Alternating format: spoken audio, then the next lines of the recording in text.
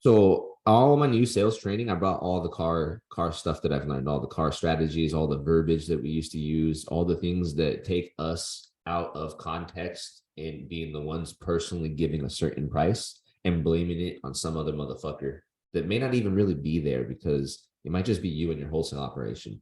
But in the car industry, we had an assembly line of people. We had salesmen, we had underwriters, like the underwriters were our desk managers, the guys that can get everything approved, the big guys in the offices.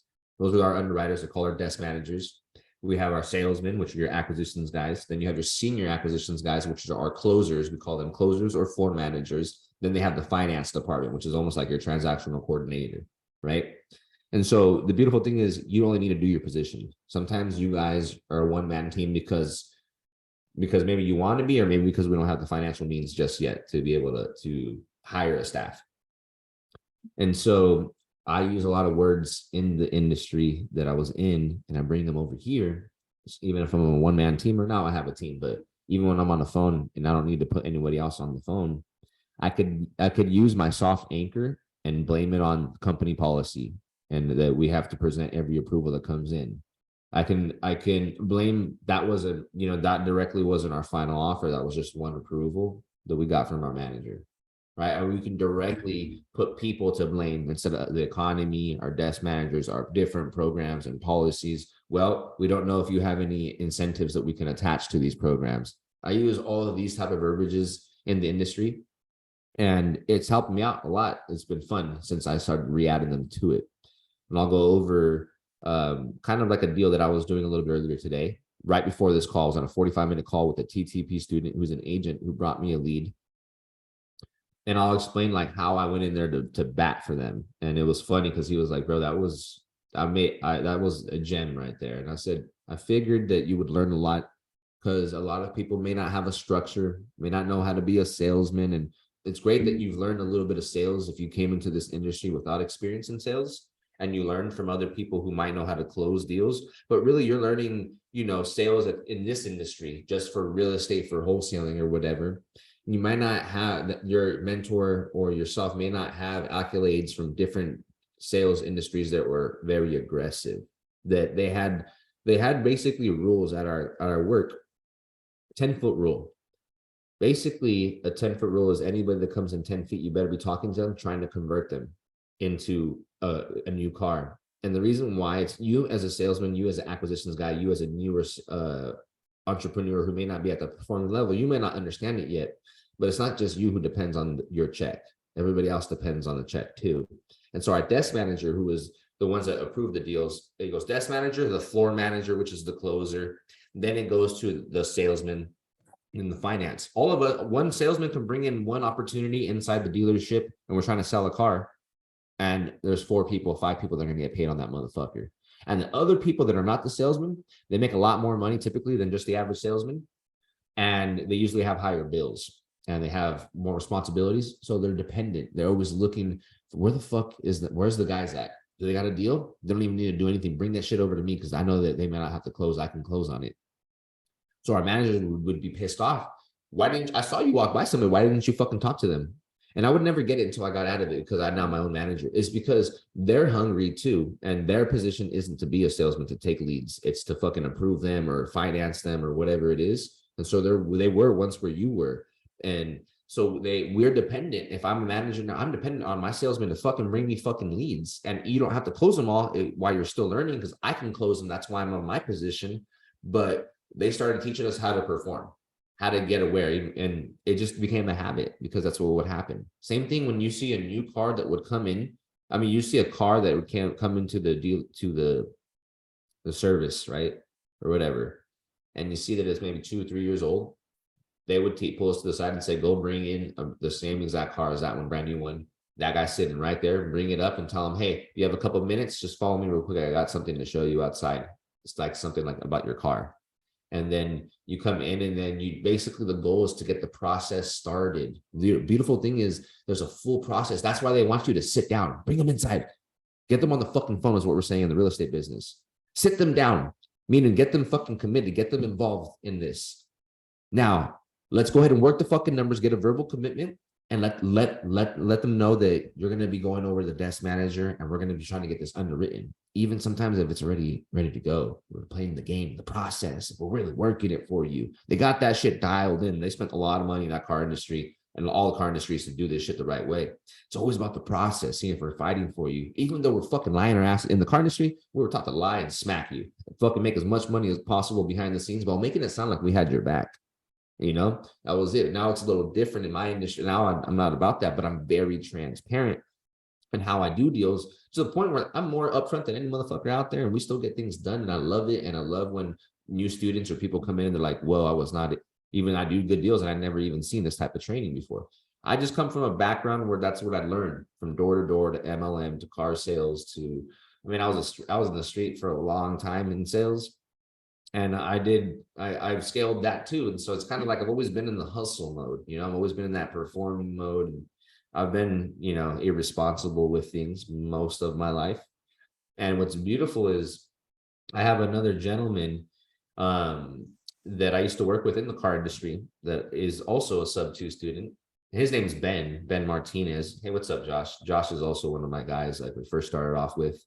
But Ben had actually worked with me. He was a top salesman. He was responsible. He was a good closer.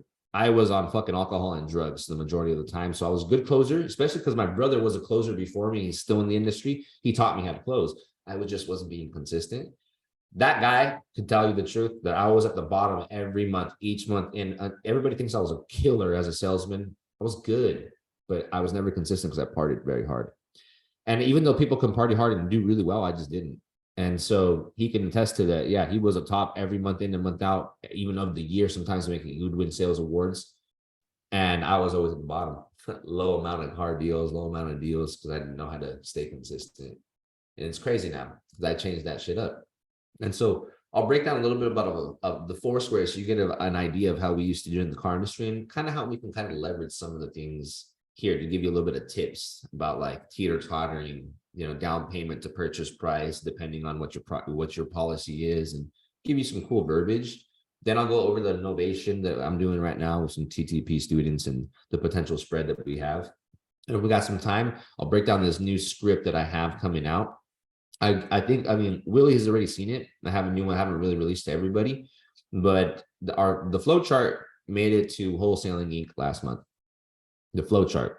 And so I was in talk with Brent Daniels and I was like, yo, got this script. It's even better. I'm almost done. Put me on that puppy. Let me go ahead and talk about it. He goes, let me know when you're done. It sounds brilliant. And so we're coming, what I'm saying? Like I'm a year and 8 months in this, 7 months in this industry or so. And I just started getting dialed in on this and started building out my SOPs for my new wholesale operation. And I'm having a good time with what we're doing, even if bad things happen behind the scenes. Got to keep that in mind, right? So enough said with that. I'm going to break into the four square and go from there. So I'm going to open up a whiteboard on the bottom right. And once you guys open it, just let me know. Once I open it up, let me know if you guys are able to see it. Let's see. Hold on. Whiteboard.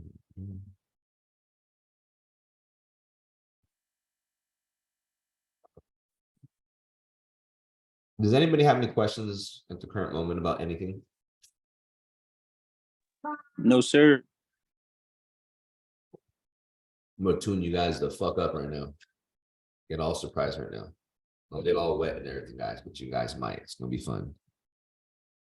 All right, we can see it's open. Great. And Josh is somebody that can attest too about the sales program. He's learned a lot from it. He's kicking ass himself. We actually met each other. Josh Keating and I met each other, I don't know, March of last year on a phone call, just introducing ourselves. And we had a good relationship and we closed our first deal within like 24 hours. And him and I thought he lived in Los Angeles because that's where our deal was. And he found an buyer very quickly.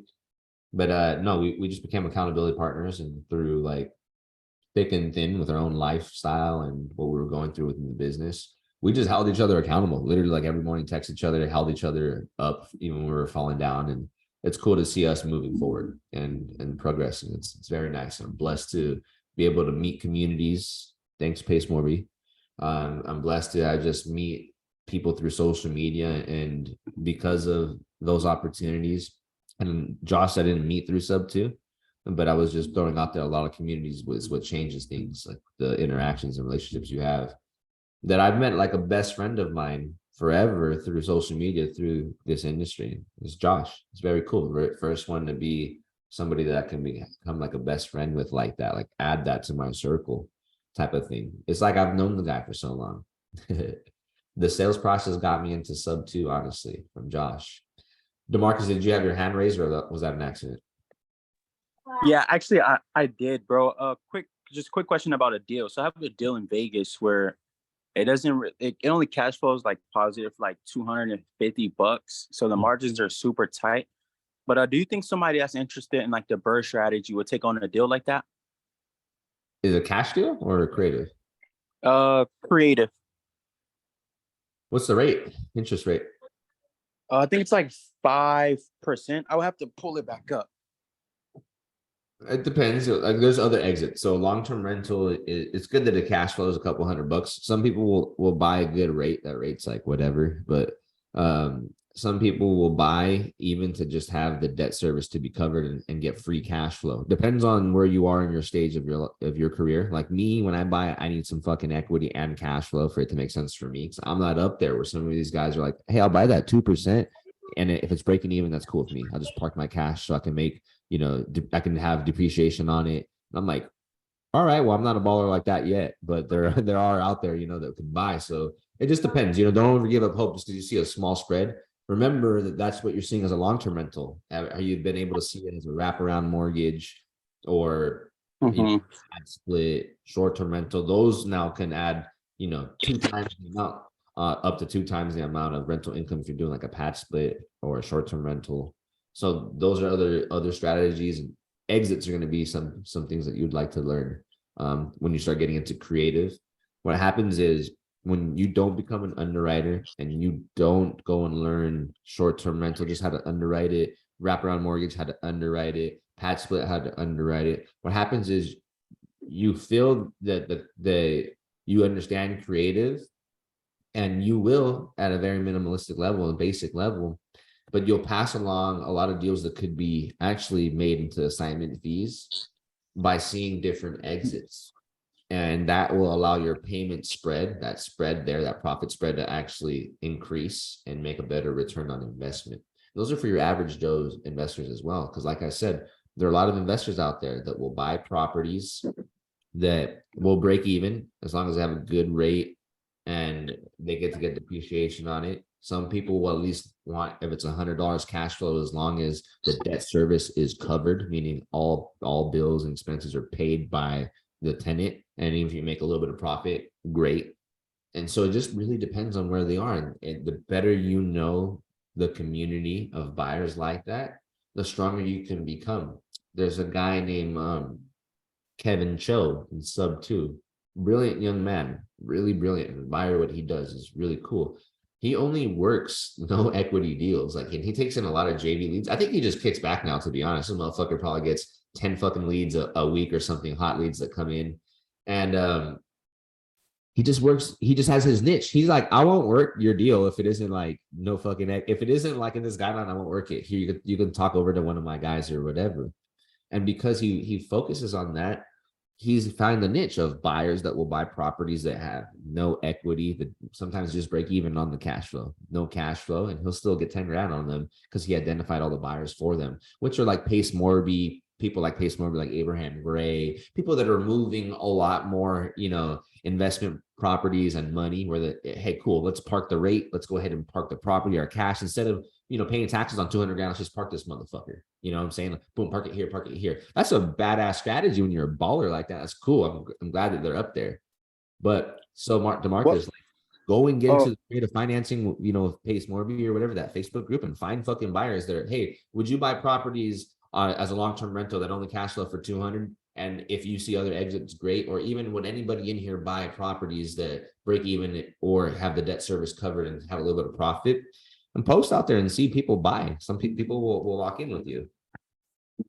Okay, for sure. Yeah, I would do that. And also from your expertise, what kind of entry fee should I be marketing these deals? since they have no equity and small cash flow. So so that's good. So if you learn how to do like cash on cash return, you can see things. But at the same time, for the general rule of thumb, a lot of creative finance students who learn through Pace Morby, we protect ourselves by, hey, we only want to pay 10% down, or maybe up to 15% of the purchase price, including all entry fees. And so some people were just taught that way, but then I've seen other motherfuckers who already use their own money, but they use it all on deals, and then they find out about creative, and they're like, wait, I don't got to spend all my money on creative. Those guys are sometimes even paying more than 15% because they were already used to paying 100% of it cash. And so I've seen people that will pay 25% of a purchase price, and I'm like, whoa. Well, I guess I was just thinking what I learned was what people bought out there. And then I realized, nah, that's probably the sub 2 community. Like you see a lot of people that say, I want to buy something at 10%, or less. It's like, that's like your guy that's saying, I'll buy your fix and flip at 55%. Find me a deal at 55%. It's like, whoa, that's going to take forever to, okay, I'll find you that. So it's like, fuck, 10%, a $200,000 property, $20,000 is what that person's all in at. And that 20,000 has to cover everything, like cash to seller, if there's arrears, commissions to agents and yourself, closing costs, if there's renovation, if there's holding costs, if there's furnishing costs. Would you rather go with that guy at 10%? Or would you rather go with the guy that says, hey, I'll pay up to 15, 20%, I'll pay up to 20% if it's in this guideline, like it's a little bit more turnkey, pay up to 20%. I just seen a video of Jerry Norton, fucking badass Jerry Norton, love the guy. He says, yeah, I'll buy creative deals and I'll pay up to 25% on the properties on them. Sell them to me. There you go. Now you could take a $200,000 house, and you know that 20% is of that is 40 grand. So you think, okay, 25% is 50,000. Now you got somebody that's willing to pay 20,000 for that house. You find a couple more end buyers, and you find out that same property that you didn't change the numbers, somebody was willing to pay 50 grand for the house, which can boost your commission as well. If you can see that. Make sense, DeMarcus? Yeah, it does, bro. Cool. Yeah, so what's going to help you guys out once you get in creative financing a lot is if you learn to underwrite, if you understand what cash on cash return is and how to calculate that, understand a couple different exits. Boom. You think just like the investor, you got it. You're on their back, and they got your back too. You got it. It'll help you out so much. It'll crystal clear your ass. I talk to a lot of students, not just creative students, but other students who are doing creative deals. And I noticed that it's hard for them to create terms, to know what terms to give, to understand where they can stand firm and how far they can go in the deal. Well, and then I ask them do you know how to underwrite? Or do you know how to do this, to calculate cash on cash return? And have you talked to end buyers and know what some of them are buying up to, like, are they paying 15% on the purchase price, up to 20%? Okay, go learn some of that. And then once you underwrite, go and learn a little bit about short-term rental. You don't have to learn to buy them. You just got to learn kind of how to underwrite it, how to calculate hey, what would I get on a return every month if I did a wraparound, if I did short-term, if I did a pad split, if I did long-term. And the better you can identify those, the stronger you become a lot more confident, because you're like, I know how to do this. And then eventually you're like, I want to buy. I want to buy this shit. Wait, why do I got to give this away? And it starts to click for you. Until you do that, it might not ever get any better. Might never get any better until you do that. I remember that it was a little hard for me. I knew how to pitch. And I remember the first time someone's like, all right, cool. What are the terms? I'm like, and I had to call in somebody. And I called somebody in to help me out. And I was like, how do I do that without doing that? And then eventually I just worked more. You got to have more and more deals. You got to have more and more issues, right? More and more deals allow you to think, okay, let me try to reach out to people. You learn a little bit more from consistent deal flow. And then from there, you start learning how to underwrite. And then obviously, if you're in communities, you can take classes in there and do it. So, all right, I'm going to go ahead and zoom out. So on the whiteboard, I know you guys are in here. On the whiteboard, what I want you guys to do is zoom out. Let's see. Let's go 50%. Let's go 33%.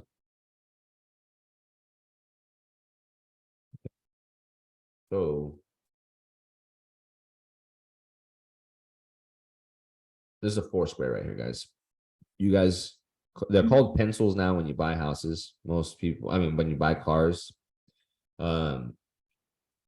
you might get a piece of paper that comes out and it has like 4 different line items and it says 60 months, 72 months. It'll say like 36 months or 48 months, 60 months, 72 months. And then it says, if you buy it, here's your payment. If you put 10 grand down, 15 grand down, right? They're pencils and they're being strategic. They're just giving you an option that is already having extra money in there. They packed in a nice assignment fee in there, and they're giving you options which one to pick, and they can say this is just what we were given. Not true at all. We're just fucking working you.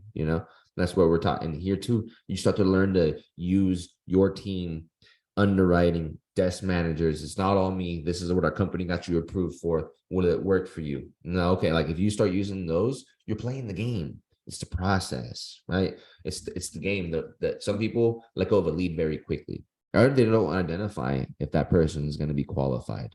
Like example, before I jump into this, there's a lead, the one I was talking about right before I got this phone call, or right before I got into this call. Somebody calls me in.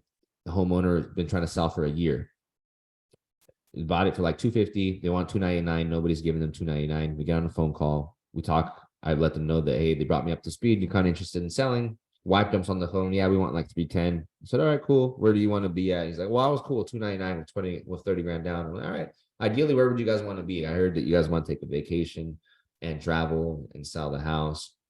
And so she started to try to play the game with me. Oh, I got a really nice house in downtown Detroit and all these things.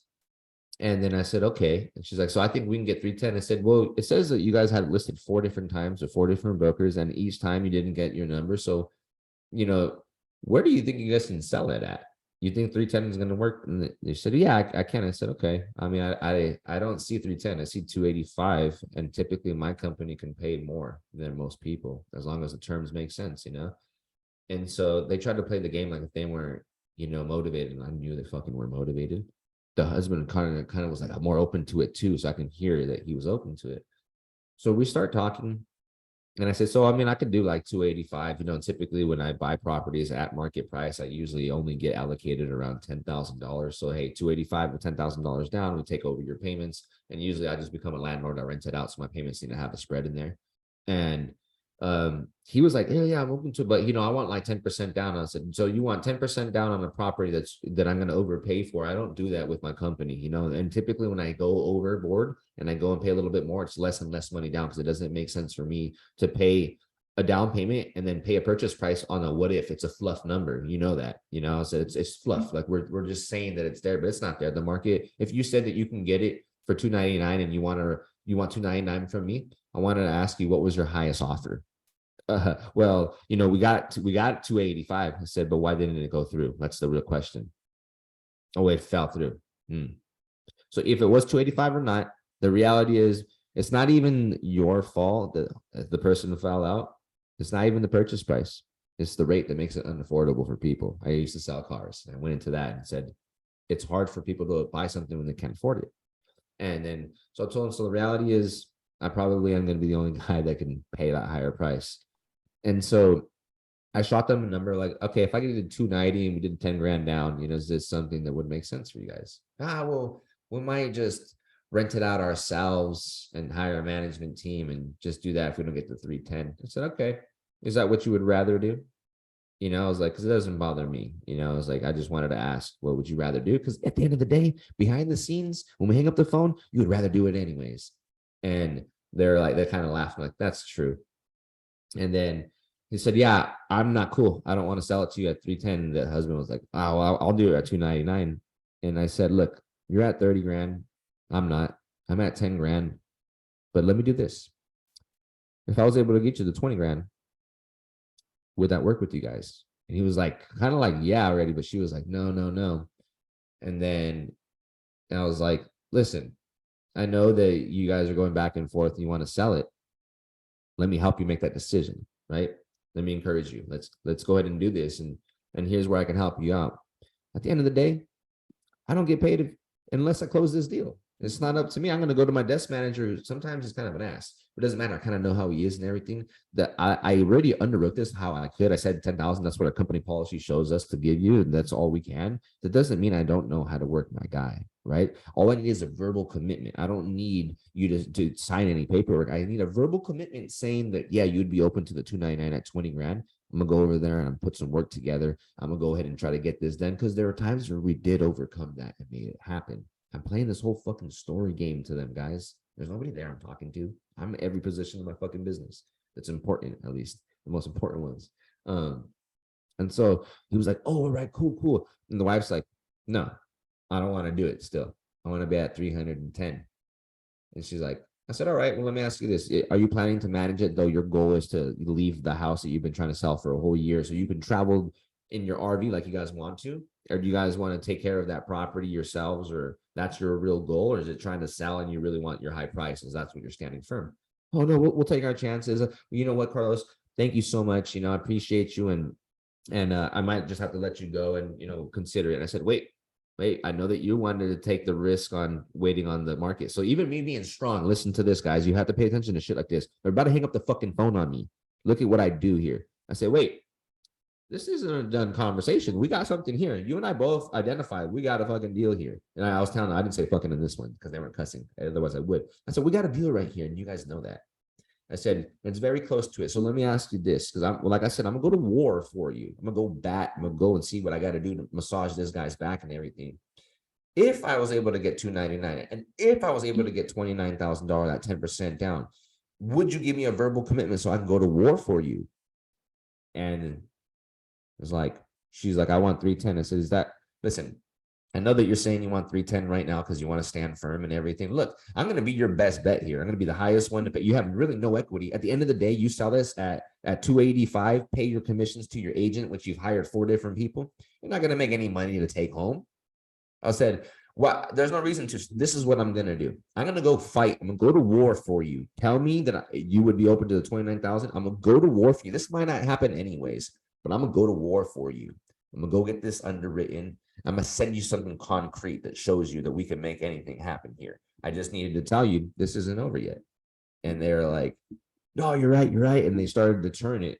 And I knew I was right. And then she was like, well, I got a certificate that allows me to do short-term rental. And she was just like, so I think we got, I think that we can get a little bit more. I said, listen, to tell you the truth, I'm very fortunate right now. My life is blessed. I do this nationwide in about 20 minutes. I'm going to go on another coaching call. So it doesn't bother me this, hey, I got more value out of everybody here. If you want to keep the house, you can keep it, but it doesn't mean I don't want to make a deal. I'm not stingy. I'm over here trying to give you more than everybody else. And you're trying to fight me over here. I know that I can make this happen.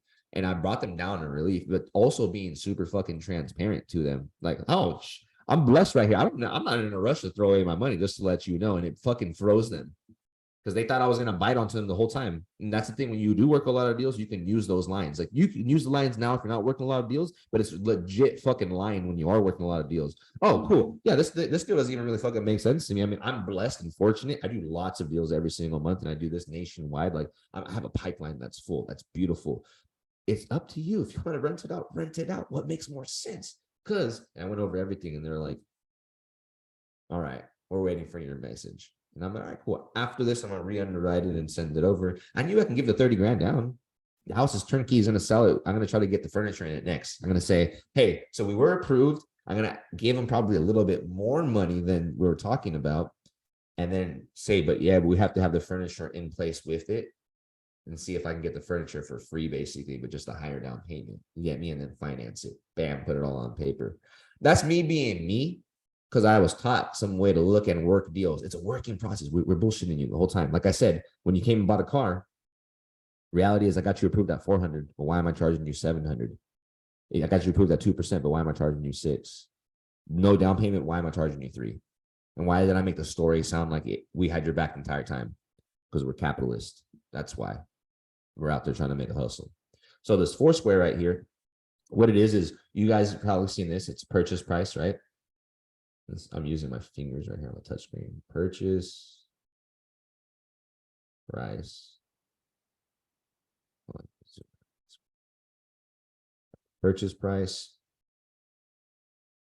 We had a trade-in right here, which we'll just throw something else right now. We would have a trade-in.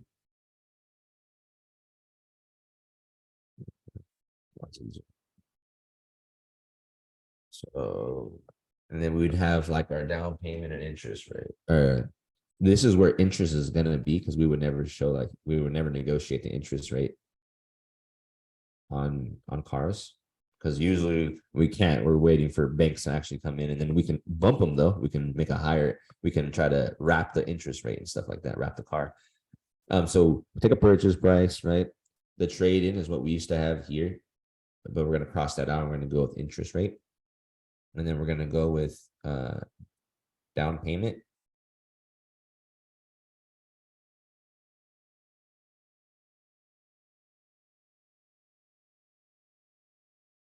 And payment. And don't be, I don't want you guys to be those beggar salesmen. I fucking hate beggar salesmen. What's a beggar salesman? When you have no fucking story to tell, you don't know how to negotiate or bring value, and you're like, oh, well, I'm at 350. Can you come right here and you're at 380? I mean, you call back every fucking time and it's the same story every time. To me, I hate those type of salesmen because they're not salesmen. They're just literally repeating the process. They don't know the art. They don't know how to story tell. They don't know how to actually make the deal that the same deal that you're struggling on. I can make it seem easy, depending if I'm prepared and I understand everything. There are a lot of ways to work it, and some people never have it click, and I don't like them. I've worked in dealerships where in big teams where I've seen 3 different managers who all had different, all closers that had a team of 6 each. My closer that was on my team, his name is Daniel, and he's now in the finance department there at that dealership. But he was very strategic the way I am, the way my brother are. Very like, we tell a lot of stories, build everything up, and close deals through like working with them and being on their side. Then there was another guy who was very aggressive, like old school aggressive. And then we had one of those guys who's like, oh, come on. I mean, you want to be at 600, I'm at 800. Like, can you at least come up with another $100? I need 150. I'm going to this and that. Like, there was that guy I didn't like because he sounded like a mooch, trying to pull. The aggressive guy, he's a dick. He knows how to use what you've told him and then fucking use it against you. And then the guy who's creative, usually everybody loved him at the end of the day, whether he made a fuckload of money or not, because he was very strategic, creative, created stories, and was on your side. And so it just depends on how you are as a salesman and identify yourself. But right, so when you guys are negotiating a deal, you guys usually talk about purchase price, right? So we talk about purchase price and we talk about, hey, maybe we want to give 100 grand down, right? Some people will automatically give out like, hey, when we buy properties like this, we put a down payment, attach an interest rate. I personally do not say down payment or interest rate. Doesn't mean I won't respond unless they bring it up. So I'll usually say that, yeah, we buy the property. It's just, it's a purchase price with payments over time. Sometimes it's like how you buy a car, how you finance your house, and things like that. And so sometimes they might bring in down payments and interest rates. A lot of times they won't. But if you're negotiating a property and you have 100,000 and they say, so okay, cool. So how much money are you gonna give me down? You're gonna give me 20% down because I put 20% on my house. Some people might get stuck and say, yeah, I could try that and lock it up right away. And maybe it works for somebody, maybe a few amount of people. But the thing is, you can be stronger. You don't have to give them everything as long as you're in line with some of their goals. And so instead of 20 grand, why wouldn't you be able to say, well, hey, look, when I buy properties like this, typically our company only allocates $5,000 to $10,000, maybe 5% at max, like $10,000 on a property. I even say this shit on $400,000 to $500,000 houses until they start negotiating with me harder. But there's no reason why you couldn't say things like that to help you out. Like, hey, listen, I know you want to get $20,000 out of this property. What would stop me from going to a bank and put less money down at this point? The goal is for me to use you as the bank. Why would I want to go to the bank and pay them a down payment and then pay them every month when I'm trying to buy it from you? I'd rather pay you the down payment, right? And not have to pay a middleman, the bank. Why? I'd rather pay you if you can be the bank. So we typically allocated $10,000. Is that going to work with us, or is this not going to work? Right? Maybe they say they're going to fold and say, yeah. They might even say, well, I mean, can you meet me? Can you meet me in the middle? They might say that themselves. Look, this is typically what we're allocated. I'm going to write this down for you, and I'm going to go ahead and see if we can get that extra 5,000. But let me ask a few more questions, right? Because whether one, you in the back of your head, you already know you can give them 5. Or two, you don't want to give them 5 and you just said, yeah, let me see if I can help you out, still go to war for you and everything. And then I'll ask them that question. And then you get them approved on everything else. And you just tell them, no, I can get you the extra 5, though you were actually able to give them 20 or 25,000, showing you how to make sweet deals for yourself. Let them tell you no over and over until they walk away. That's how you know the deal. Like if they're already on your side and they're willing to work the deal, until they say fuck off, that's when you know your limit. Like, I mean, they're at 30 grand and you bring them down to 20. And I mean, shit, we were only approved for 17.5 until they say, no, we're not doing this no more. That's when well, okay, hold on.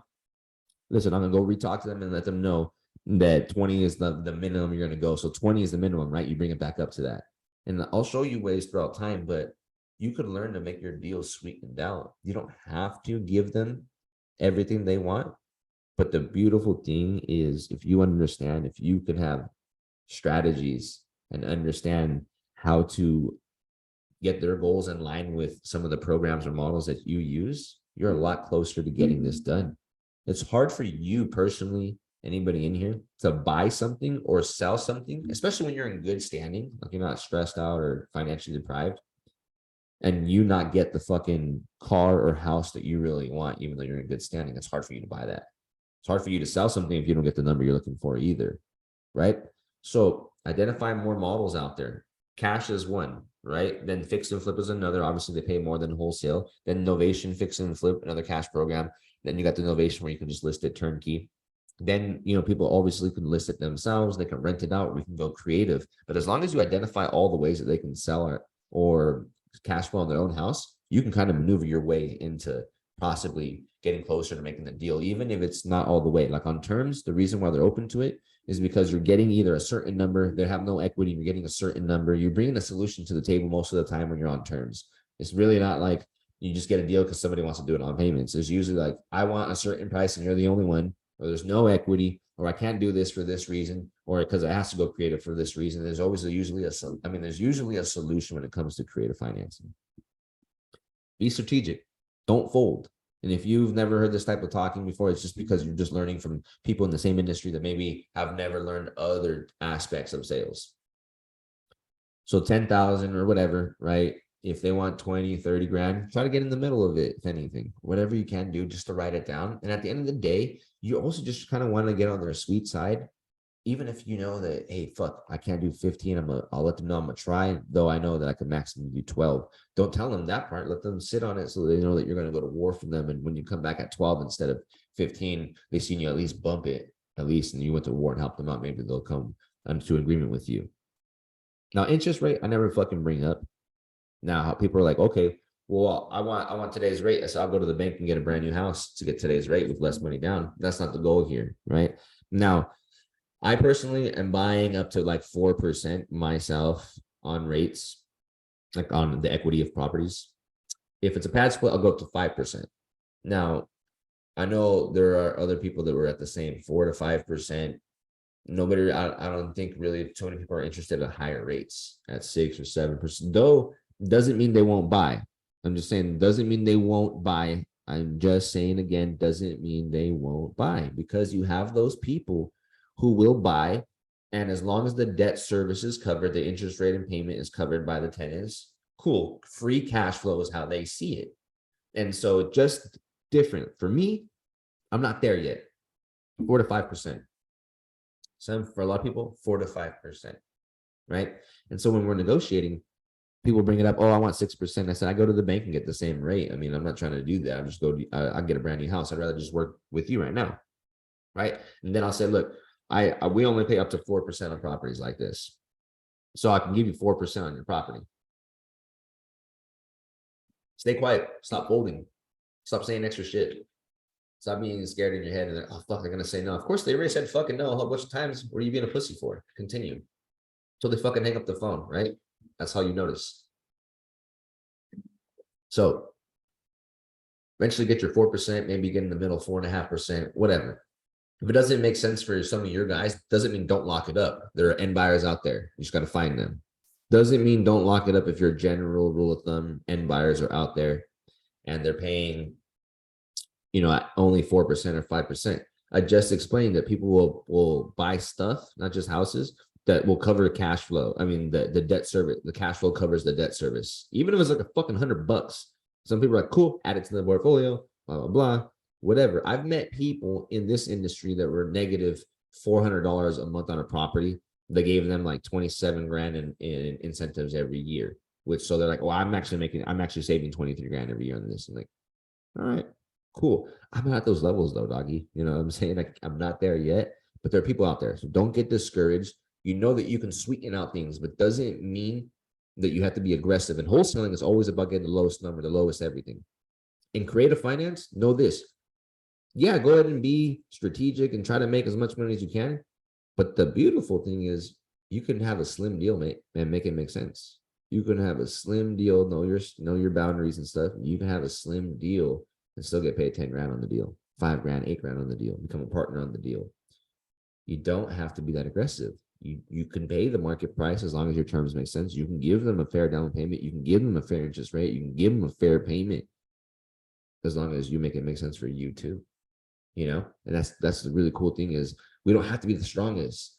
Some like, and especially if I'm just telling you, hey, company policy at 10 grand or whatever, that doesn't mean fold. I mean, that doesn't mean stand firm on everything. I'm just showing you how to get sweeten things out. You can fold. You can definitely fold in the areas you need to fold. And remember, it's not about ego anymore. It's about business and doing a deal.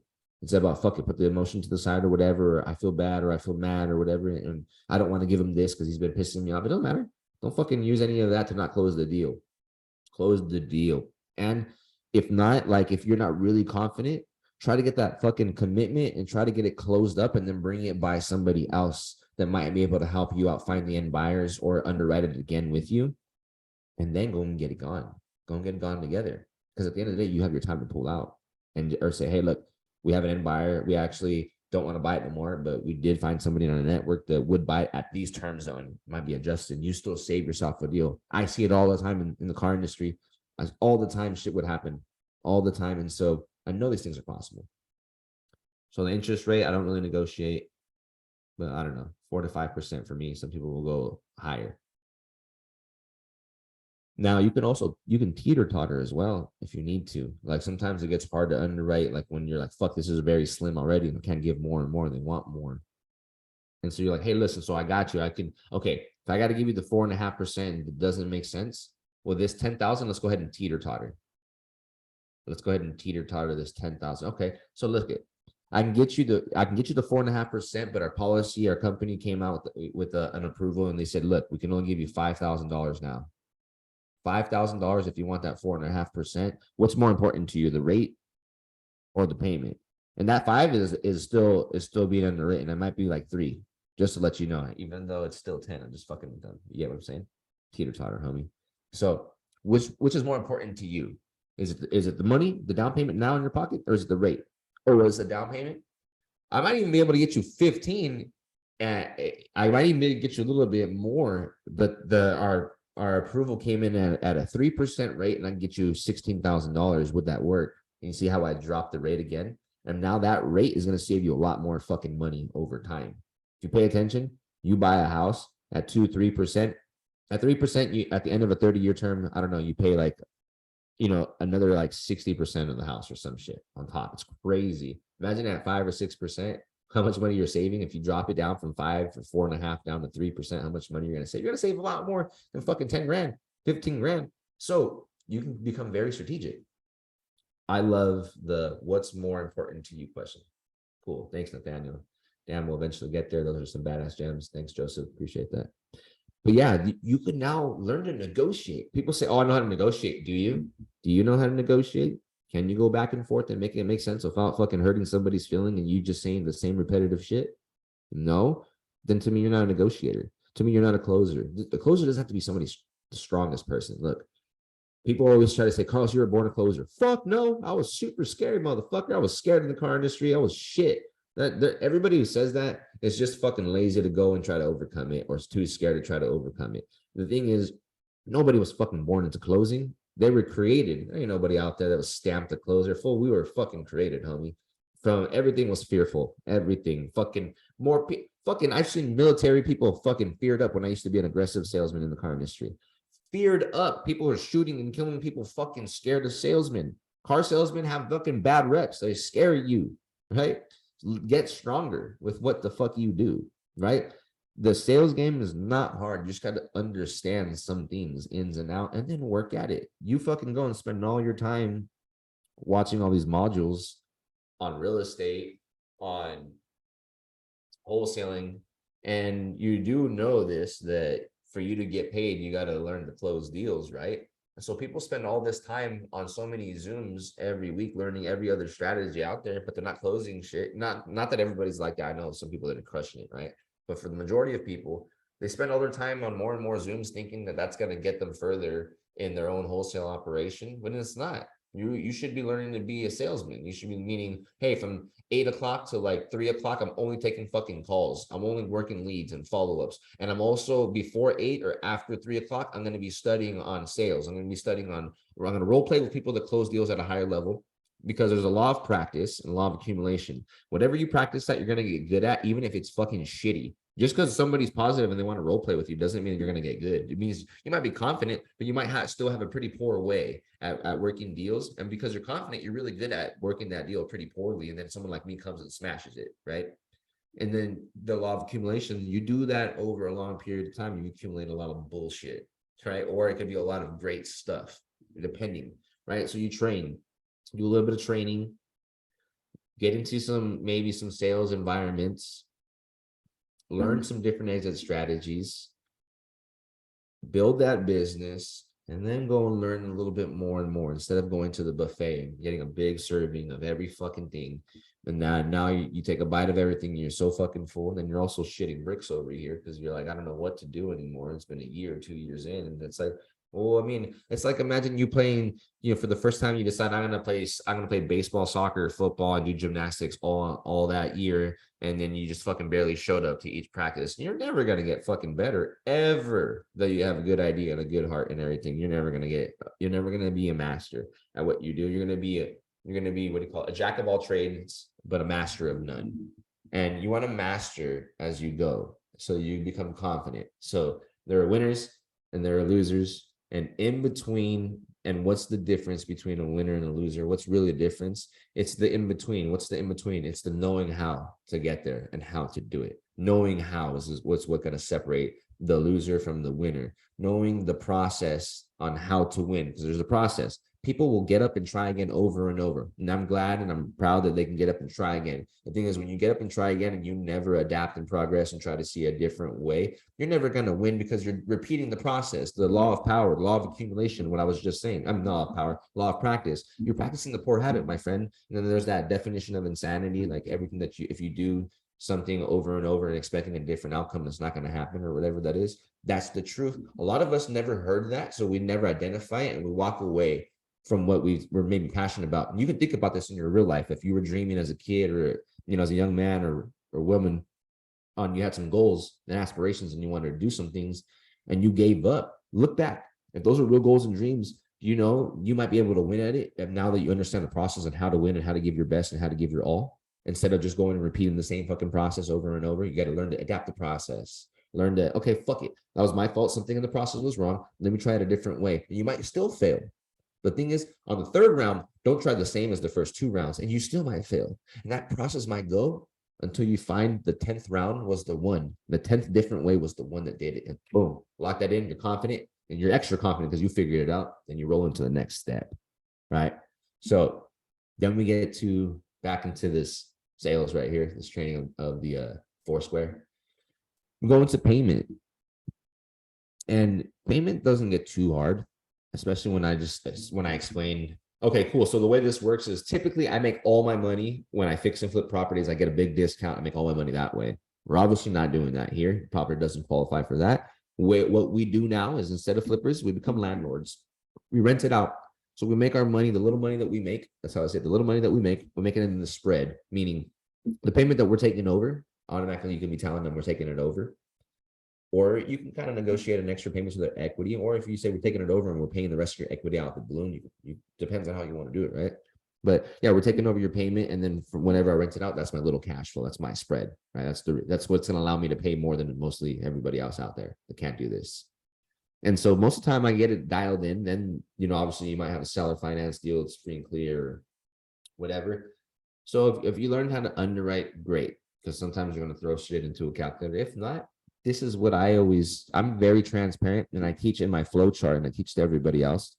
When you ask questions, you might get the answers that you need, and you might even get um, a lower payment to them than you would just threw out there and gave them. And so sometimes I'm like, well, what's the market rent? Do you know by chance? And usually they do. Like, yeah, it's $2,000. Okay. Well, I just said that my payment needs to be efficient enough for me to make money. So if I put money into the deal, like put a down payment to you, like we were discussing, pay closing costs, a couple other miscellaneous fees and whatnot, where can we be, right? And if you've already identified that they've already had a, PITI and all that, then obviously the fucking potential spread automatically. But if let's say it's free and clear, okay, great. So 2,000 is what we can rent it out. Okay, great. So then we can get this at anywhere from 800 to 1,000 to you. So then we can go ahead and make the difference for our company, and we can pay taxes on that, and we can pay whatever the fuck else we want to pay, management fees, whatever we need to say to get it done. Try to get majority of it. What if they say they were cool 500, right? Or something. Like, always ask the questions, where would you be? Hey, if we can get this done, what makes sense for you? Would you split it in the middle with me? Or where would you be? Sometimes they say less, sometimes they say a shitload. Say, hey, I can't do that because I have to pay taxes and insurance on it, property management. If I could, I totally would, but I'm not the actual tenant here. So I need to make a spread here. So then that's when I push it. So I'll need it at 800 instead of the 1,300. 800 is what gets it done for us. Let's go ahead and do that. Okay. Boom.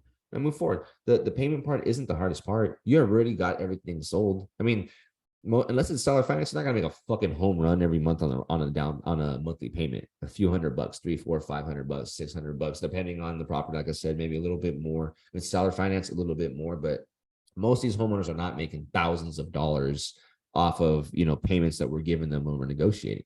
So it's not like we're gonna give them a fucking home run anyways on the payment. If we could, great, we can give them something great if we're making great. But if not, like I said, they're making a few $100 anyways. And so it's not hard to overcome the payment part. Purchase price, make sure the purchase price makes sense. And if so, teeter-totter the purchase price too. Like if they, like how I was talking about the homeowner wanting to give 310. I did say in that conversation to them, back in that conversation I just explained about the homeowner wanting 299 and 10% down. They said they wanted 310. I said, look, when I look to go overboard like that 310, I don't give money down really, because I'm already overstepping the boundary. So if you want to talk about that, we can talk about the 310 with no money down. Right. And so I teeter-tottered it. Right. Maybe I can make it happen. I just not going to underwrite it unless I get some solid commitment and with some solid negotiation. Why would I not want to try? Right. And so you can teeter-totter as well on everything. Well, look, the interest rate that you're giving me is making my payment, $1,500. And I know that, we talked about 10,000 at 4.5%. You really want 4.5%. So you were down for the 5,000, right?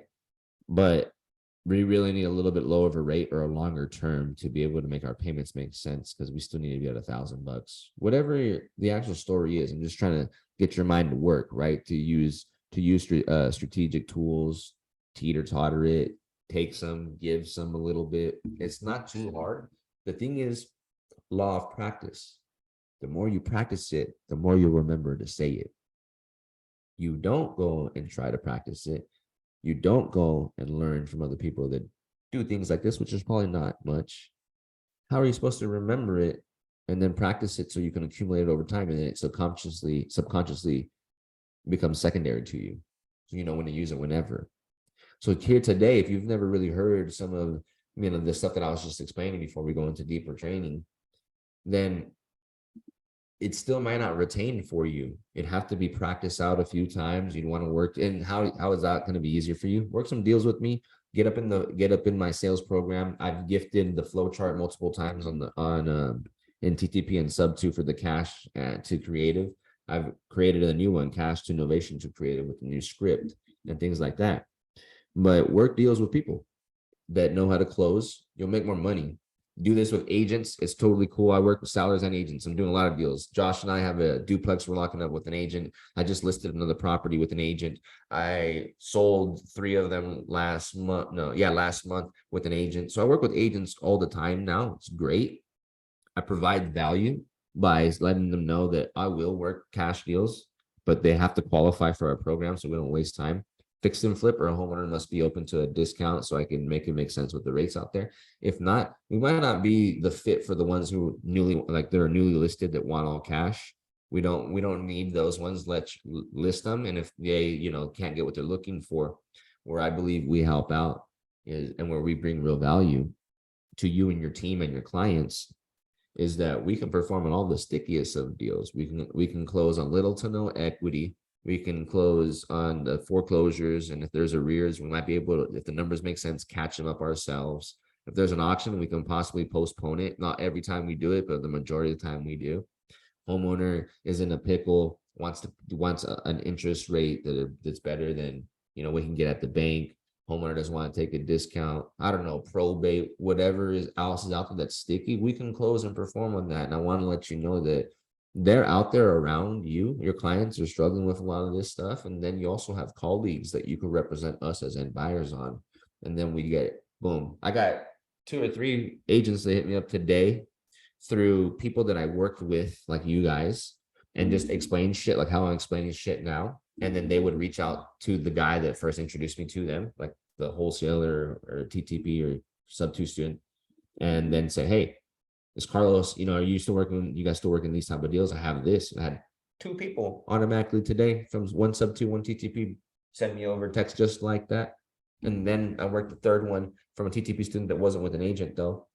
And they come in. And that's because I not only provide value for myself, but when you know these strategies and when you can confidently talk about them and you can help people, of course, they're going to want to work deals with you. You boost yourself up. The stronger you become and the better you let people know, the more you let people know that I can do this, I can do that, people are going to reach out to you. There's no reason why you guys should not be getting JV opportunities all the time. I built my whole name last year off of JV opportunity. I have 2 deals in escrow that came from my own CRM this year. Finally, first time. A year and 8 months later. I've never had my own lead come from my own CRM. I didn't even cold call, it was my own team. And then I came and closed them, or one of them knew how to close. I closed the other one and listed it for Novation. But those were my first ones ever. And I have a whole business now, so it took me the last 4 months building operation, hiring people, SOPs and all that shit. It's a lot harder than it seemed when you're trying to build it out yourself. But we dialed it in and now we got some deals in the pipeline and it's cool. But dude, I went freaking like 14, 15 months without using like really CRMs or cold calling and nothing. And just like a novice in this fucking industry. That's fucking hilarious. Wow. Oh man, that's funny. But yeah, this right here, Foursquare, great little tool. It's cool just to give you ideas. You're not going to ever really use it. I'm just breaking it down for you guys. You guys can see how we used to do things in the car industry. And I could break down ways that I would used to close cars. And so you get good ideas on like how strategic storytelling can be. But I just wanted you guys to see how very similar it is, how you can break it down and how you can teeter-totter and tell stories and say company policy and basically back yourself up instead of being the one who's directly saying these answers. So then you can have something to fall back on. Plus, a lot of people buy cars, they buy houses, and they go to bank to open up accounts. There's always a teller that talks to a banker. There's always a salesman that talks to a manager. And there's always, a realtor that talks to a broker. So what's the difference in your company if you have somebody to look up to and talk to? Should click, right? So they're not going to trip. They're not going to think you're lying because everybody else does this type of shit, every other business. So that right there, I'm gonna go ahead and exit out this whiteboard. We'll open up a new one. Or hold on, this is page 1. Let's go to page 2. I'm gonna go ahead and break down this deal that I have with some TTP students. Before I do that, you guys have any questions?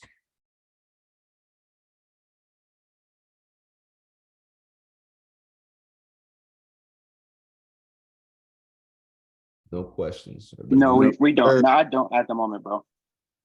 Cool. You guys getting a little education on that last Foursquare? A lot of education. Oh, man. Appreciate it, man. Thank you. Absolutely. Thanks for coming. So now I'm working a deal that I locked up creatively, and I was helping out the homeowner. So we extended out a few times, and it's been like 6 months now on this. And during the time from helping him out, we originally acquired the property. Go ahead. Hey, if you're on a new whiteboard, we still see the old one, Carlos. I think everybody has to click on the, okay. So you see where it says zoom in, zoom out on the bottom right. Yeah. If you go to the last thing, there's a little page. Page 2. Go to page 2, and then zoom back out to 33%.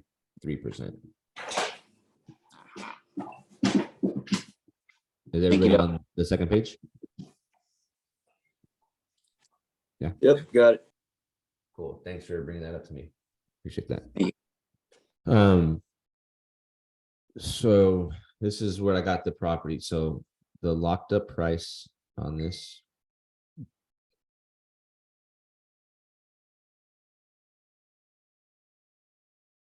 was originally 303,000 until I saw like the actual mortgage and arrears, because I was just basically buying it for like $5,000 over everything. And so I ended up adjusting it and got it for 2,900 or 290,500. At this time, this was back like back in March when I got this deal. 2 TTP students bring it over to me. They're learning a lot through this process. Really good guys.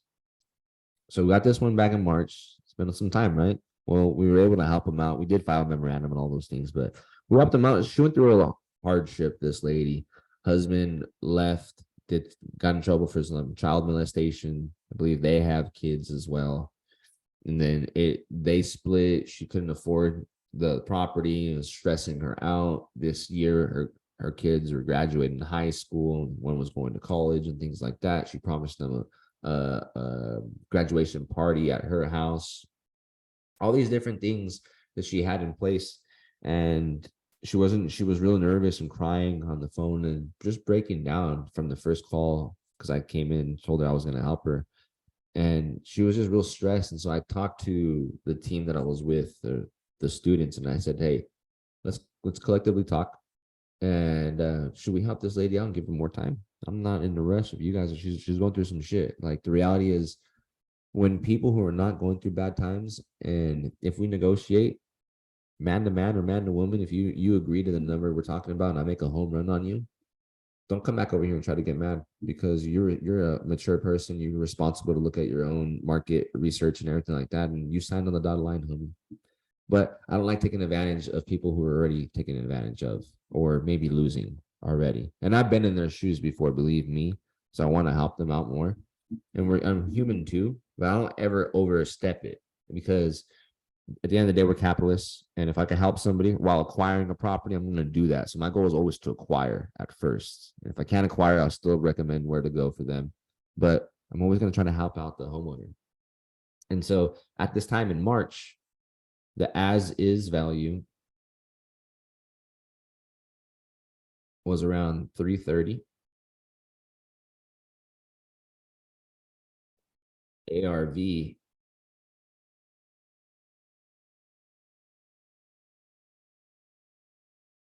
was around 350. Lock it up creatively. Postpone the auction. Around 50 grand or so is in arrears. So Pace Morby is looking at buying this deal with his team. It's in his favorite county. It's a good property in a good condition, and there was good cash flow until she had to do a loan mod. But I know that it's in his favorite market and it's a really good property, and had a little bit of equity from the buy.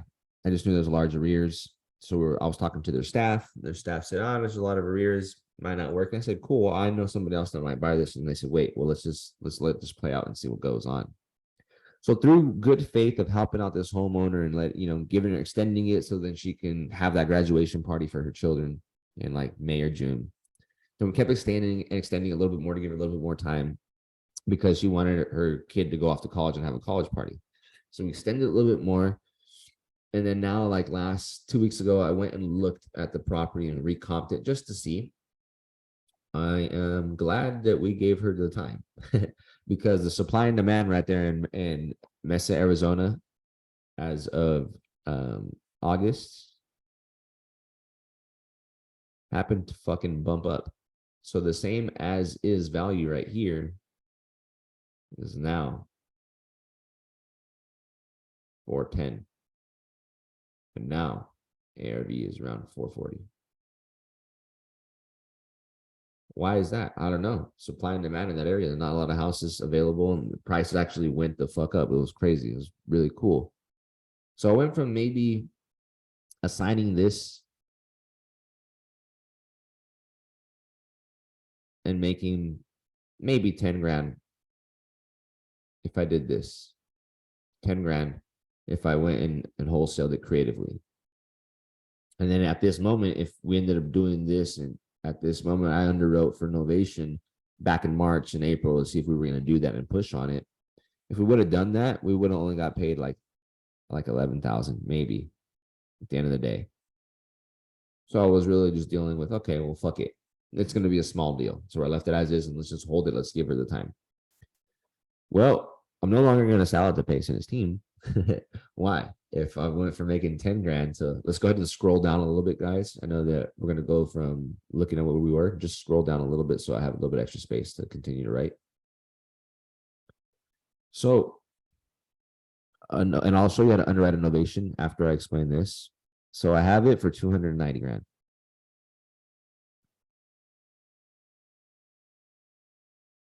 I signed a listing agreement yesterday.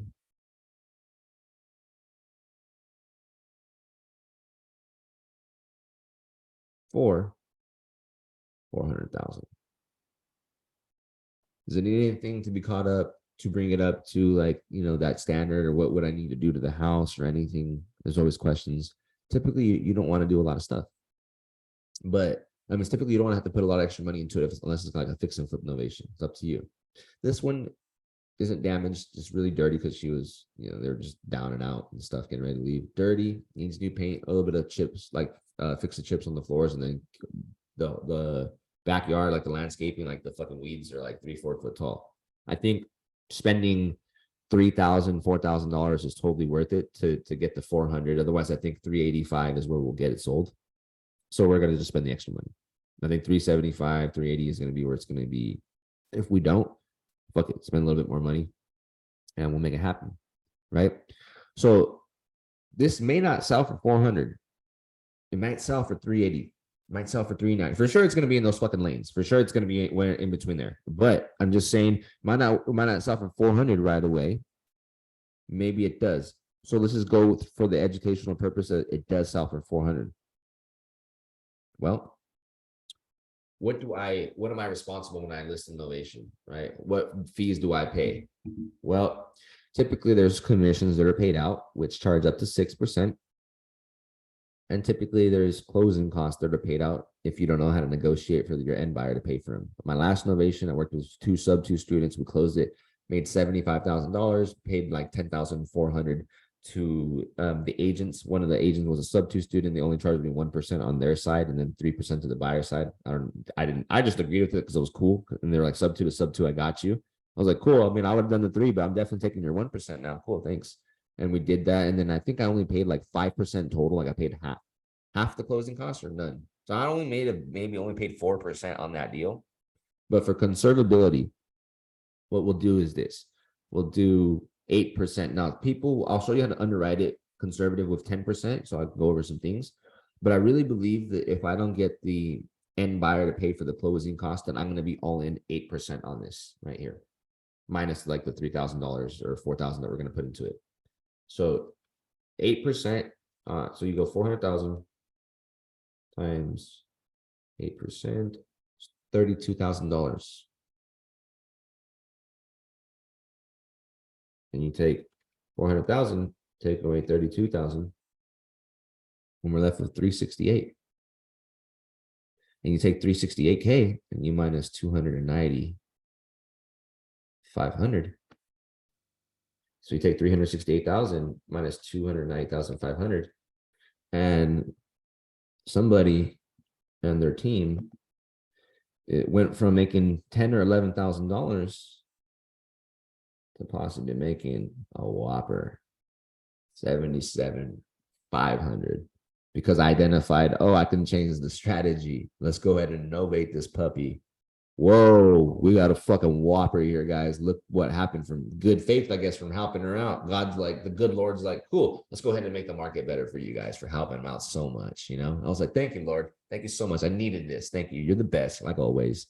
Anyways, the deal, for the company possibly, brings in 109,500 and then minus all expenses.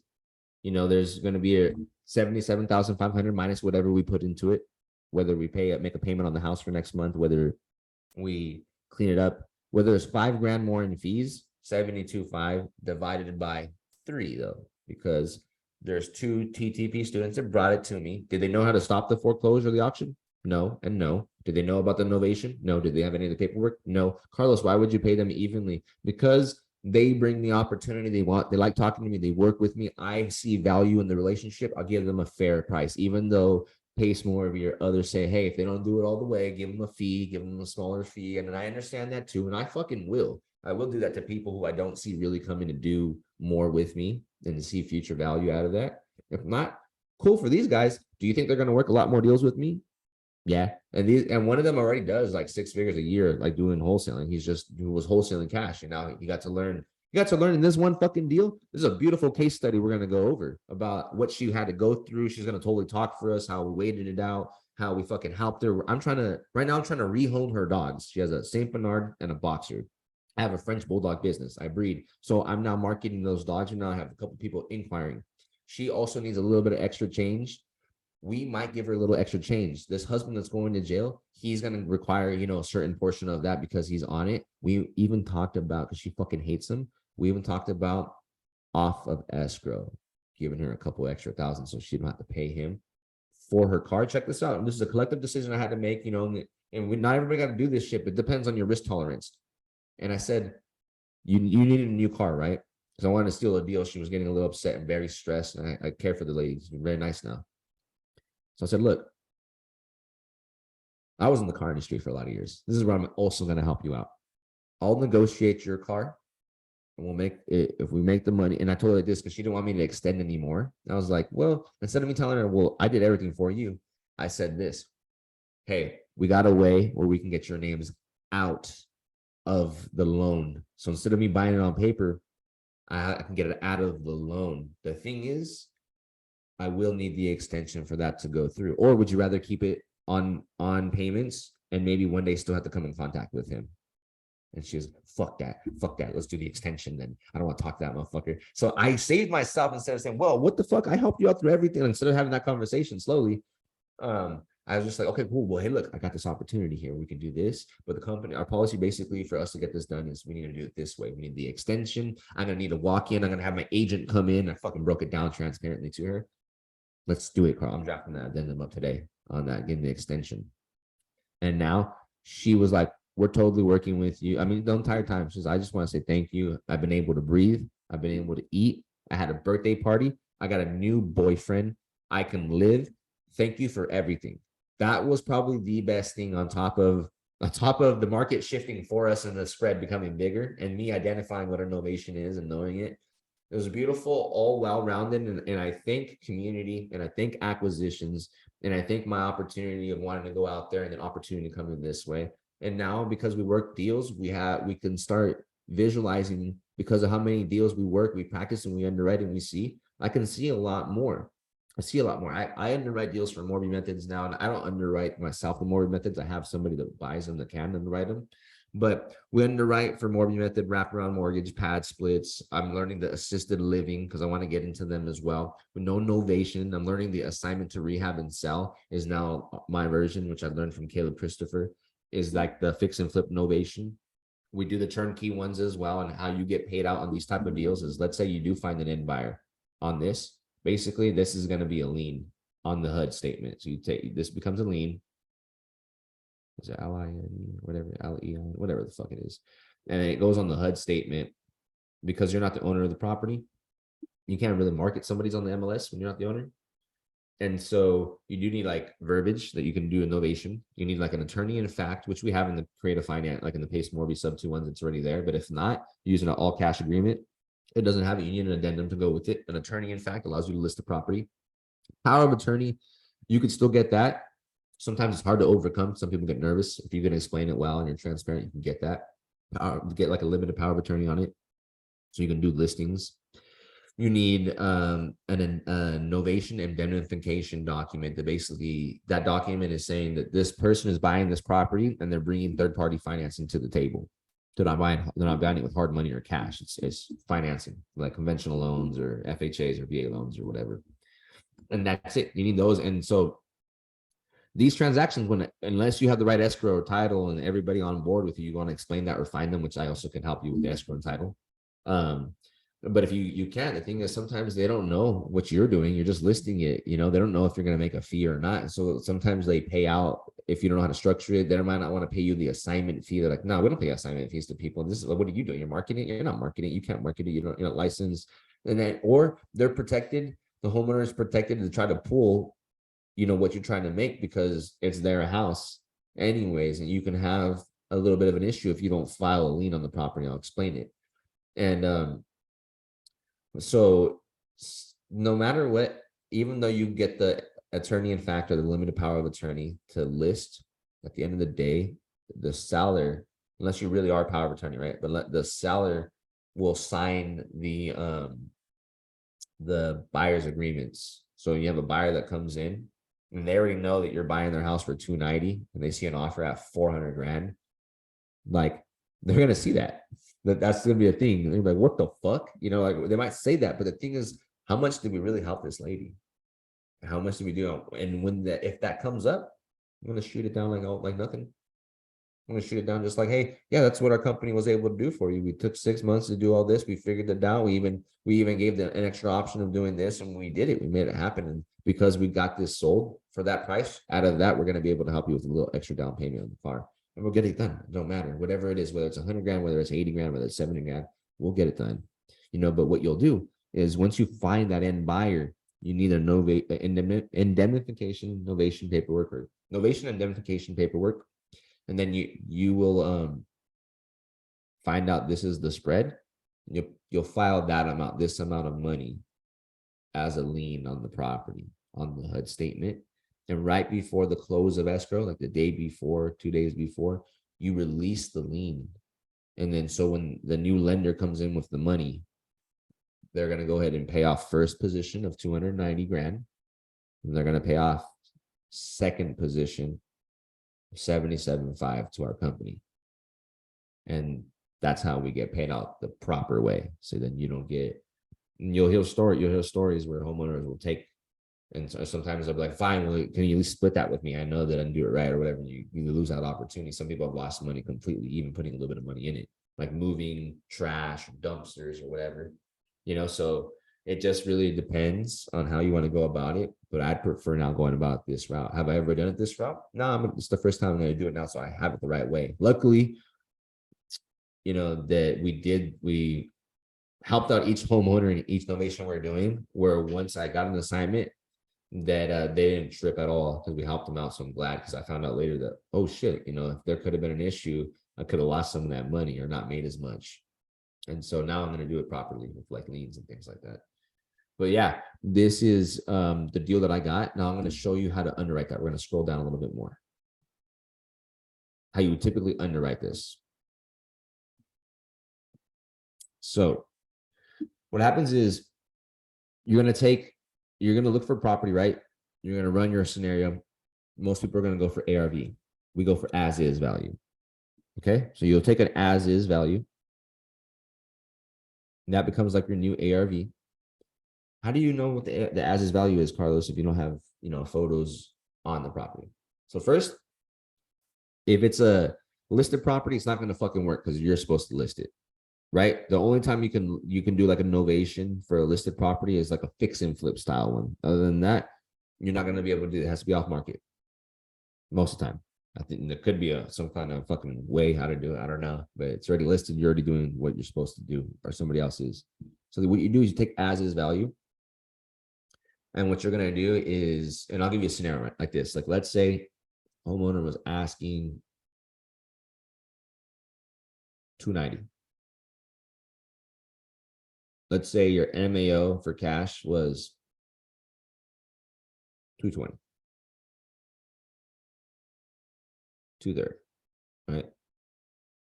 You're like, fuck, this is not working.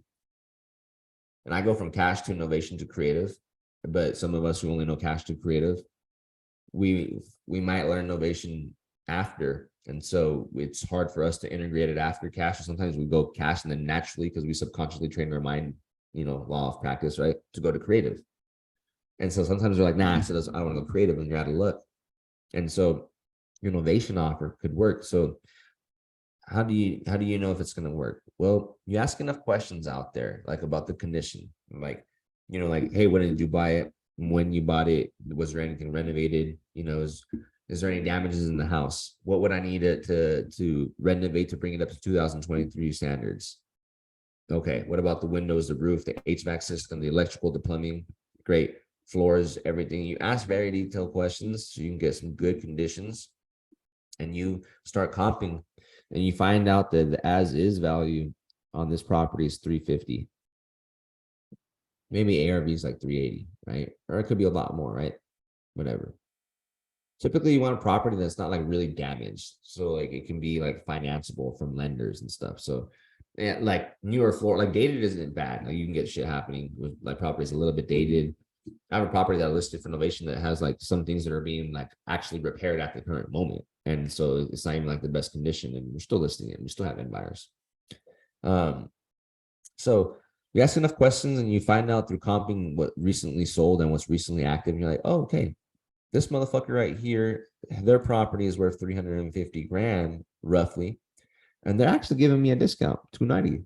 Like they can easily list this and get 350. But they didn't, right? That's where they want to be. And you're like, fuck, my cash offer doesn't work. So how do you run your numbers? Well, ARV isn't what we're looking at. We're looking at as is.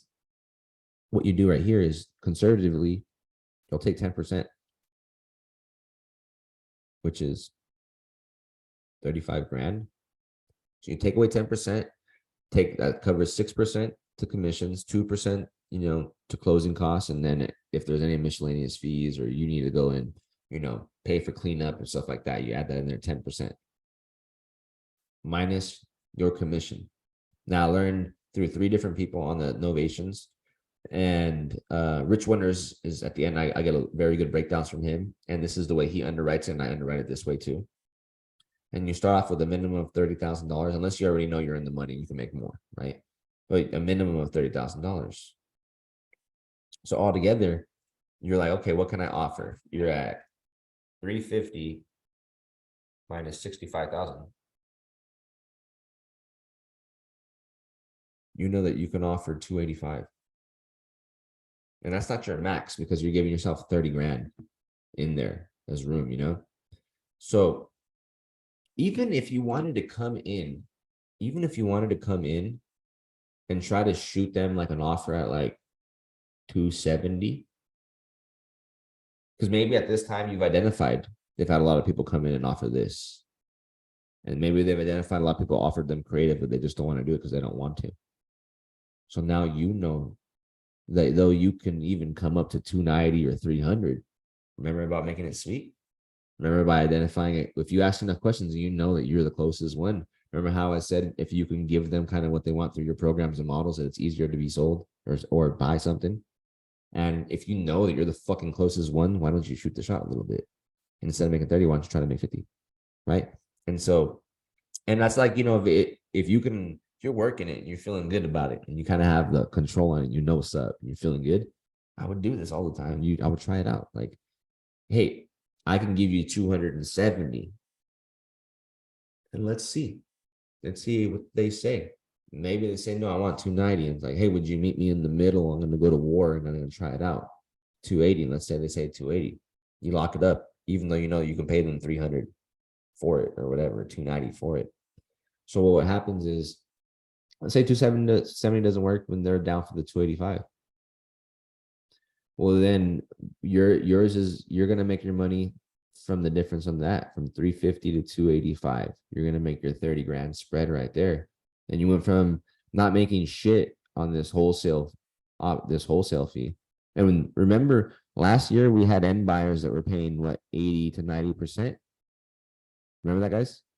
80 to 90% of after repair value. You no longer have that. But if you know Novations, you know that retail family buyers are paying that 80 to 90% for houses because they want to live in there. So you can still find those end buyers. You just got to know that they're retail buyers and that they're out there if you know these strategies. And at the end of the day, you went from not making a dime on cash and creative to picking up $30,000 and you listing it on the property.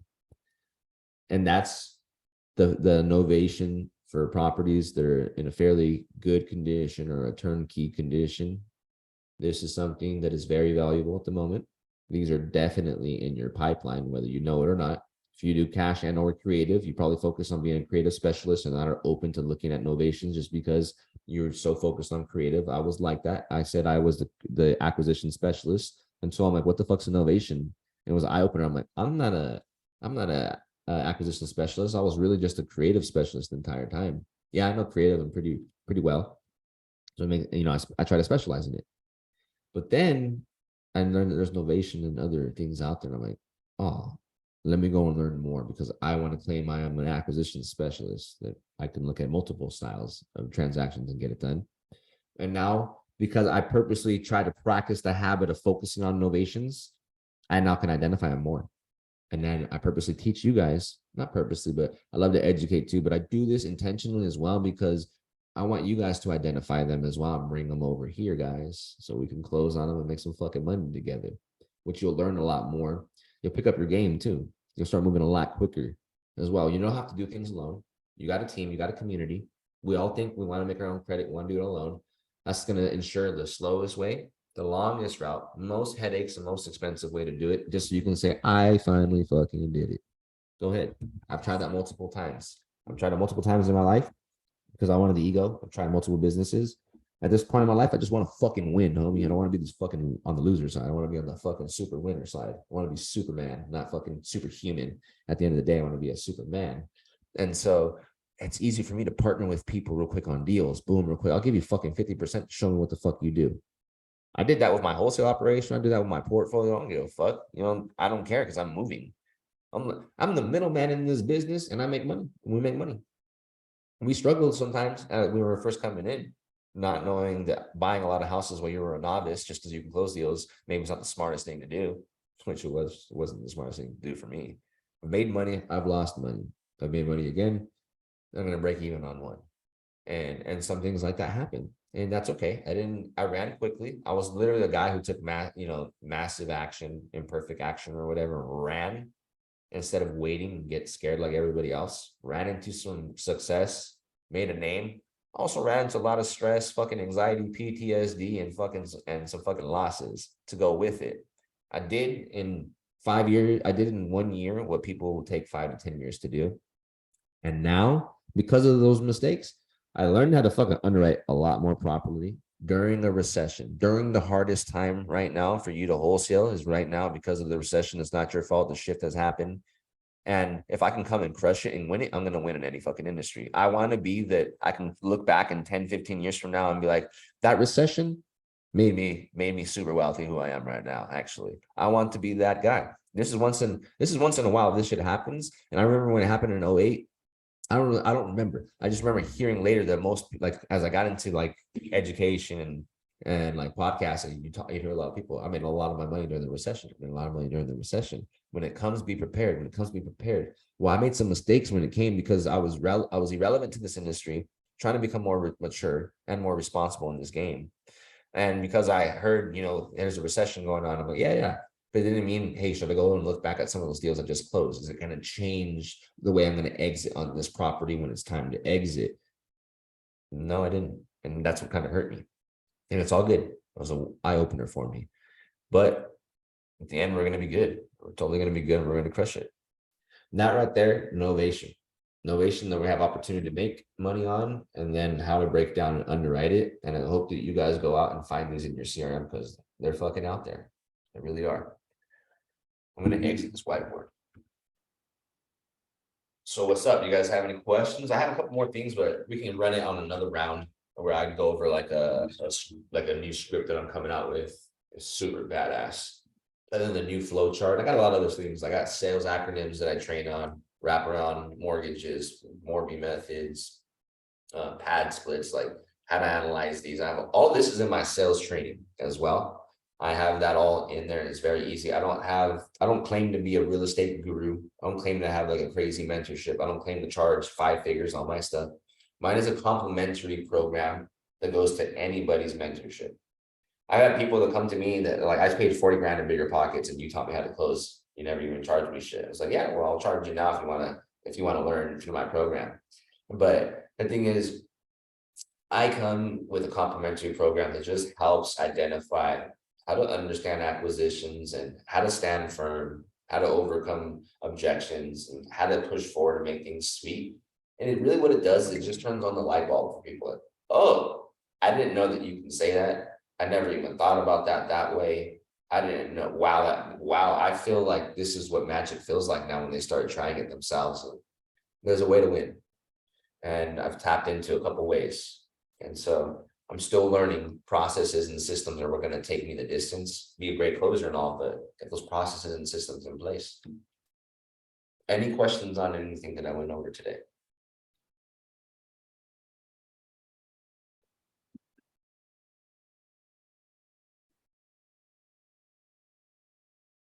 What do you guys think then? Everybody learned a little bit of stuff today? Yeah, I learned a good amount, man. Appreciate it. Yeah, sweet. No problem. Down with all your posts too, man. What's up? I appreciate all the posts you've been doing on the powerhouse. The one that you invited us all to. Yeah. Oh, okay. Appreciate you. Yeah. Trying to get more involved again, trying to get back in the motion. I'm really going to come back out and do some role plays on the weekends for everybody again. I used to do role play and like live calls like every day for everybody. And I don't have the time to do that every day anymore with my team and not just yet with my bandwidth.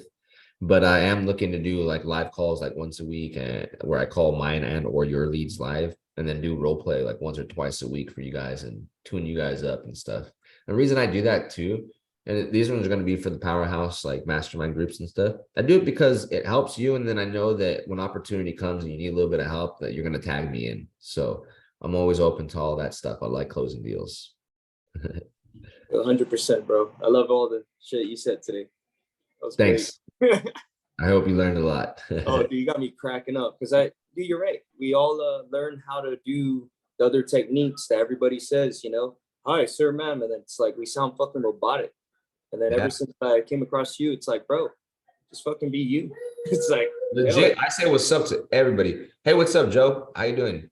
Who's this? This is Carlos. Hey, this is our first time chatting with each other. Hey, I was calling about 1, 2, 3 ABC. Did you have some time to chat? Where did you get my number? I got it public data. I just paid for it, you know. But anyways, did you have some time to chat? I don't want to waste your time. I just wanted to ask you if you're looking to sell. If not, I can hang up. You see how I just continue to overcome and break the barrier and push it? Some people get stuck freezing. They're confident and oh shit, and the world just collapsed on them. And I'm like, bro, breathe. Let me turn on the light bulb for you and go out there and feel like a Superman. I appreciate it, man. All your shit's great. Even the YouTube content. Appreciate Thanks. that. Appreciate that. Thank you. Nathaniel or DeMarcus, what did you guys think? Did any of this turn on some light bulbs? Did you guys get some good ideas and some good skills and tips? Yeah, bro. It's just mindset really for me. You know, like at the end of the day, like, yeah, we're in real estate, but we're a sales and marketing company. And it's like you got to be able to have multiple tools at all times at your disposal to be able to increase, you know, your conversion rate. So it's just really mindset for me, bro. And then also too, bro, hey, I think we have the same VA company. You do? Who do you use? Do you use Mary? Yeah, Mary. Yeah. I trained Mary's entire VA company. I trained them. I gave them their scripts that they have and things like that. I created them for them. Yeah, bro. Because out of nowhere, they started using like a script or whatever. And I'm like, yo, this sounds familiar. And then they sent it, and that show's all powerhouse, bro. Damn, dog, what's up? They called me in. They Yeah. called me in and said, hey, we need some help over here. But yeah, the VA. Nah, it's fire, bro.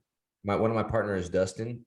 His partner was Mary, and I'm just Dustin's my guy. You know what I'm saying? So he was working on this VA company. I said, well, what makes it separate? What separates it? Like, well, that not everybody knows creative.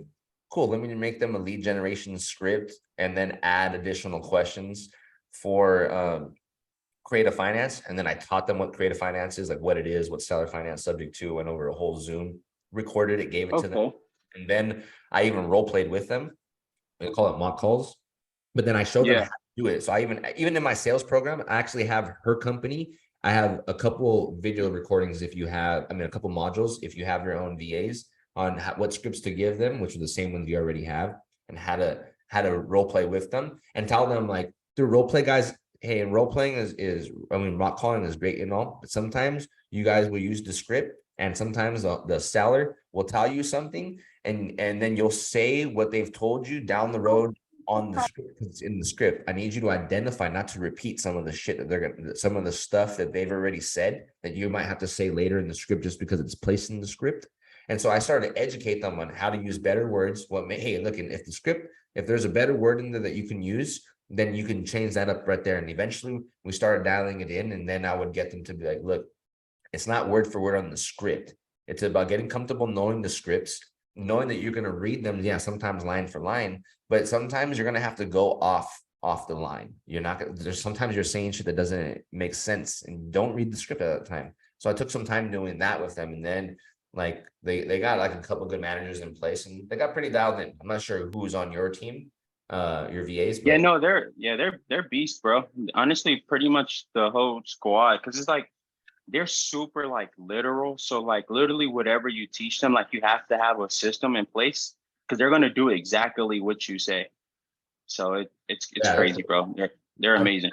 I'm glad that you got them. Yeah, I was able to help train them up, and so it's just time for you, bro, to come powerhouse all day. Come all powerhouse right there already. Nah, bro, I've been using your the whole concierge version, bro. That shit is a game changer, bro. That was shout out to Rich Wonders on that one. I changed up the pitch a little bit, but I used the same word, the Novation, the concierge service. So shout out to Rich Wonders. I always give the credit to where it's due. I don't use the same pitch. I use some of his words and then created my own to go with it. But it's fire. It's basically I'm gonna listen. Yeah, but how you worded it, bro? It feels natural, like for me. Like I'm able to be myself on the phones. Like it's all mindset for me, bro. Literally. Yeah. So I appreciate it, Doc. Absolutely, bro. Thank you so much. I'm glad that you're really learning. Should I get paid? Appreciate you. Of course. Nathaniel, anything? Or Will? I already know. I already talk to Will all the time. Nathaniel, is there anything that you learned from here? Sorry, my bad. I'm doing the dishes at the same time over here. Oh, good, bro. I'm gonna do that shit later. Adulting. Yeah, man. I think that just like something you said, and I don't want to butcher it, but just opening up the tool belt a little bit. Like being in sub 2, I've worked on seller financing and sub 2's pitching and objection handling and all that so much, but not thinking of the innovation side is pigeonhole. I'm wondering how I can get more out of you. Well, it's work deals. There's two ways. We either work deals or you jump into the sales program.